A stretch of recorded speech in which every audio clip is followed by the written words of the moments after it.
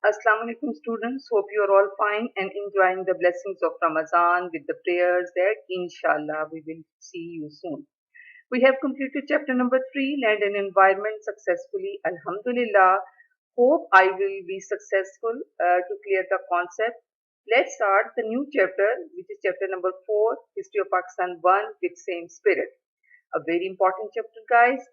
That is today's lesson is consisted of the three topics. Number one is consolidation of the state. Number two, early problem of Pakistan, and third one is Kai's role as the first Governor General of Pakistan.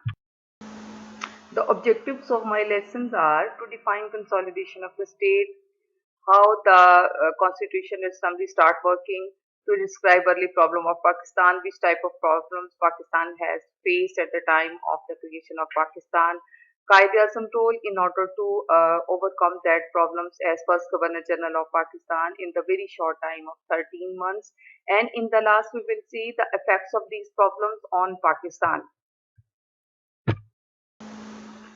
We will see the consolidation of the state, the first point of today's lesson. When the days of freedom was approaching near, the Constituent Assembly elected Qaid-e-Azam as president on 11 August 1947. Very much important MCQ. Chief Justice Abdul Rashid took oath from Qaid-e-Azam, who was the first Chief Justice of Pakistan at that time. Very, very important MCQ. The Constituent Assembly consisted of 69 members. Later it was increased to 79. Maulvi Tamizuddin was appointed as first Speaker of the Assembly. Again, this topic is consisted of 10 to 12 MCQs, which are very, very much important as far as your exams are concerned. A provisional constitution was adopted with some modification in Government of India Act 1935. The problems faced at the time of the creation of Pakistan, you can say, guys, it's initial or early problem of Pakistan. Number one problem which is faced by Pakistan is choice of capital. There was no capital city at the time of the creation of Pakistan, and Qaid-e-Azam declared Karachi as the capital city of Pakistan. Number two, unfair boundary commission is done. The act which is distribution with military assets, financial assets, and that led to created the economic problems. And again, we have faced issues of national language, electricity problem, Kashmir Dispute, which is still persisting and part of the rivalry between India and Pakistan, Canal water dispute, which was led to the Indus Water Treaty, which was signed in 1965 with the collaboration of World Bank, and constitutional problems, which was again created for the newborn state of Pakistan. This is the introduction of today's lesson. Pakistan came into existence on 14 August 1947. Soon after its establishment of Pakistan faced number of problems. Most of the problem of Pakistan were related with Pakistan dispute with India, such as the accession of the princely state. These were 635 princely state, and it was decided that the princely state decided by their own self whether they want to join Pakistan or whether they want to join India. Canal water dispute, again this artificial dispute was created by the Indian government. Refugee problems and distribution of armed and military assets, again a very much important issue. In fact, most of these problems were deliberately created by Indian government with the collaboration of British government itself, so that Pakistan would not maintain its independent status. This is the mindset behind the fact, and soon merge with India. Pakistan gradually makes things so impossible economically and otherwise for Pakistan that they have to come on their bended knees and ask to be allowed back to India. This was the saying of Nehru with to General Sir Frank. The first problem which is faced at the initial stage by the Pakistan is the choice of capital and establishment of government, which is a mandatory part in order to run the affairs of the government. So Karachi was chosen as the capital of Pakistan. Qaid-e-Azam took the office of the Governor General. Liaquat Ali Khan was appointed as first Prime Minister, and a cabinet experienced person was elected. These persons were shifted from India to Pakistan. A very much important short question for your board exams are concerned. Who was Sir Radcliffe? Why the son for boundary commission or distribution was done by the Sir Radcliffe? A boundary commission was set up under a British chairman, Sir Cyril Radcliffe, who was the English lawman at that time. He was appointed to distribute the land of subcontinent. He misused his power and handed over Muslims majority areas like Gurdaspur, Firozpur, and Junagadh to India, hence providing them a gateway to Kashmir. So that is the reason Kashmir issue is still persisting. Qaeda called it is an unjust, incomprehensible, and even preserved award. So it is unjustified division that is done by the Sir Radcliffe. Yes, guys, you can see the evidence how much unjustified act is done by the British government with the compromise of British government. You can see the yellow maps, which is a Pakistan map and Bangladesh map. Before 1971, it was the part of the Pakistan, and it was also parted due to the unjustified division of Redcliffe. You can see both of the areas they are far away from each other. Main reason is that in between of the two areas there is a green area, that is the land of India. And if you want to move from one area to another area of Pakistan, you have to cover the 1000-kilometer distance. That is led to the problem of East Pakistan and West Pakistan. Again, an unjustification division is done by giving the military assets. It was announced on July 1st, 1947, that Indian Army would also be divided in ratio 65% to India and 35 to Pakistan. With reference to of the communal balance percent in the British Indian Army, Pakistan received was nothing but scarce and out of order machines, broken weapons, serviceable artillery and aircraft. There were 16 ordnance factories, and all were located in India. Pakistan was given only 60 million rupees, which is insufficient towards its share in the ordnance factory. Pakistan did not receive the due share of the military assets till now. This dishonest attitude put Pakistan into great difficulties.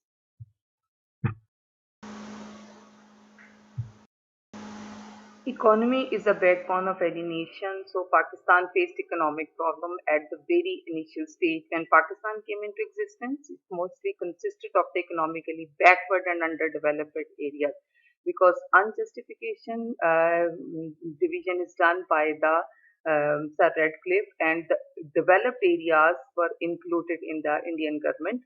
The agriculture system was obsolete and outdated, which added to the economic backwardness of the areas forming part of the Pakistan. And as you can see, it was an agriculture land. The entire capital was in the hand of the Hindus. Unfortunately, the banks and other financial institutions were located in Indian territory. Again, a very big drawback for Pakistan. Beside these factors, the technical experts and laborers who operated the industries were all Hindus, because the Muslim extremely lagged behind in education and financial capabilities. A very much important issue which was created by the Indian government but solved by the lofty personality of Qaidism, that was issue of national language, that led to the separation of East Pakistan and West Pakistan in 1971. After the establishment of Pakistan, language controversy was started between East and West Pakistan, because the people of East Pakistan was in the wish that the Bengali was declared as the national language of Pakistan. The member of the Constituent Assembly belonged to East Pakistan demanded that instead of Urdu, Bengali should be made national language of Pakistan. In March 1948, while addressing at Dhaka, Qaidism declared Urdu and Urdu alone would be the national language of Pakistan. Electricity problem due to transfer of Muslim majority areas to Bharat and unfair demarcation, electricity system of West Punjab was disrupted because all power stations were at Mandi are predominantly Muslim majority areas gifted to Bharat due to the unjustification of Redcliffe. But Qaidism said, if we are to exist as a nation, we will have to face the problems with determination and force. So Qaidism overcome that problem. Kashmir issue is the rivalry issue between India and Pakistan, which is still persisting. Kashmir dispute is the most important and unsolved problem. Pakistan is the natural part of Kashmir is the natural part of Pakistan because at the time of partition, 85% of the Kashmiris' total population was Muslim. The Hindu Dogra rule, who was secretly with the government of India, declared Kashmir as a part of India. So, guys, you can see how much the unjustification is done with Pakistan. Pakistan has continuously insisted that Kashmir must get their right of self-determination, but due to non-cooperation of India, Kashmir issue is still remain unresolved and due to the Security Council. Canal water was dispute again is persisting from the very beginning of Pakistan, and this problem led to the Indus Water Treaty, which was done in 1960. The boundary of India and Pakistan in way that it cut across the rivers and canal, making India the upper beneficiary and Pakistan the lower beneficiary. So you can again see the which type of unjustification is done by the Boundary Commission. Most of the rivers flowing in Pakistan have their origin in India. So till now, Pakistan faced this type of problem. In India, 1948, India stopped water supply to Pakistani canals to damage the Pakistani agriculture. However, on 9th September 1960, an agreement called Indus Water Treaty signed between both of the countries with the collaboration of world. Constitution is a very much important sacred document for any nation.